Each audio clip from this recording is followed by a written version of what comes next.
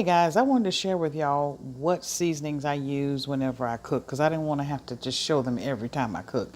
So I just created just a little short special video just on the seasonings that I use so that when I say I season my food, you'll know exactly what I'm talking about.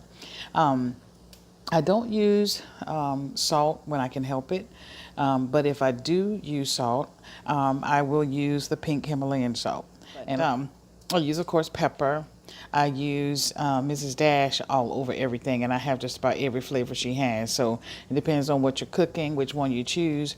But I use the original one, the original blend, because you can pretty much put it on anything. I found this pinto bean seasoning that's pretty neat, and I use that on a lot of stuff. My all-time favorite thing that I go to, especially when I make a sauce or soups, or my macaroni and cheese, I use the nutritional yeast flakes. That I use that just about in everything. I also use roasted garlic, and I'll use the onion powder. Of course, here's another Mrs. Dash that I use, flavorful table blend, and I use no salt.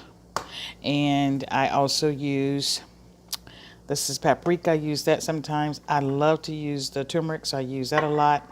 And I use curry powder if you want something spicy or hot. I don't use curry powder in everything. I use just a little bit of it because I don't really like a lot of spicy stuff. But when I'm cooking for my husband, he loves spicy and hot. So I put that on his food and Taylor's food when I cook for them.